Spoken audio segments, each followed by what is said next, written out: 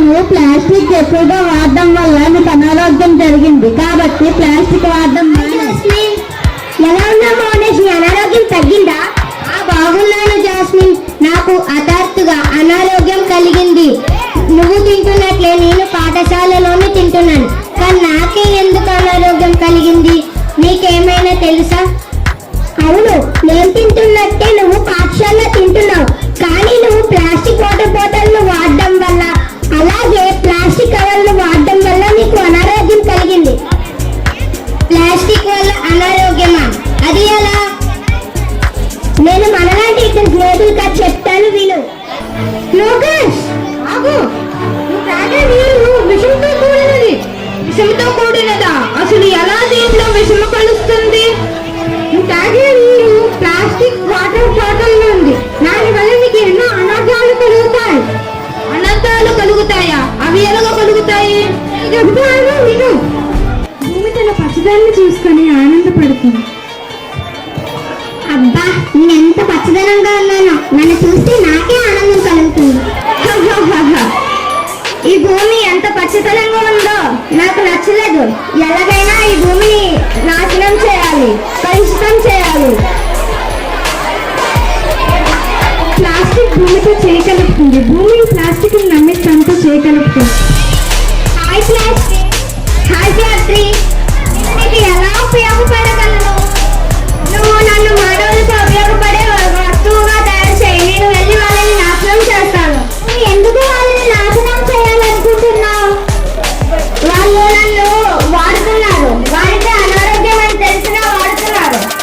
అలాగే మనిద్దరం ఈ భూమిని నాశనం చేద్దాం.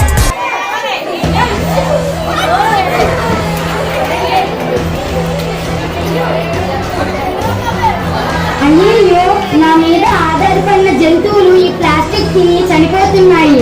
ఈ ప్లాస్టిక్ భూతం బారి నుండి నన్ను, ఈ పర్యావరణాన్ని నువ్వే కాపాడాలి భగవంతుడా. చూసారుగా నా ప్రతాపం, ఇక నన్ను జయించేవాడు లేడు.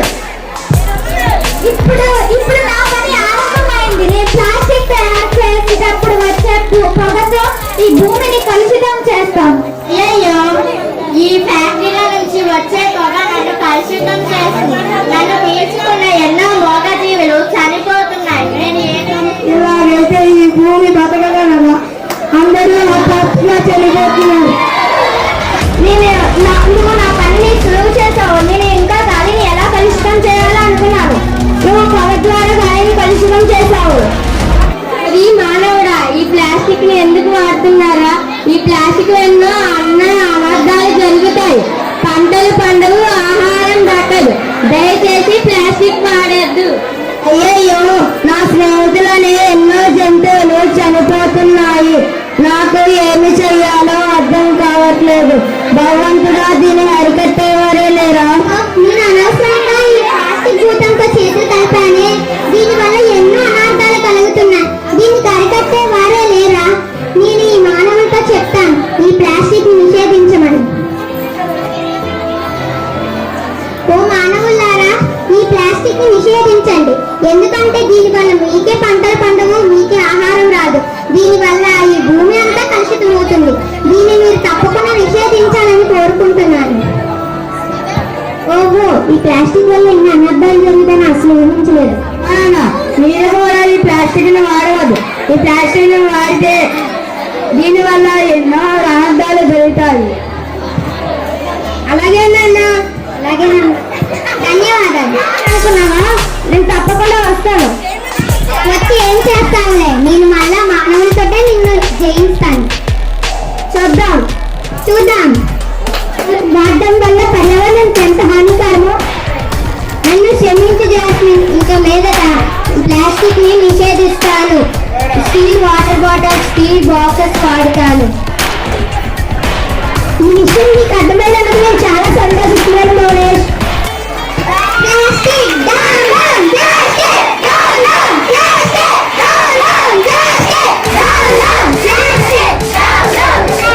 ప్లాస్టిక్ వల్ల ఆరోగ్యంగా ఉన్న వాళ్ళు కూడా అనారోగ్యం కలుగుతారు. దయచేసి ప్లాస్టిక్ ని ఎవరూ వాడవద్దు. ధన్యవాదాలు. ఇది మొత్తం కూడా సుహాని గీతిక డైలాగ్స్ సైతం రాస్తుందండి. కానీ వాళ్ళ క్లాస్మేట్స్ అందరికి కూడా ట్రైనింగ్ ఇచ్చి మరి ప్రాక్టీస్ చేసింది. మొత్తం అంతా కూడా స్కిట్ అంతా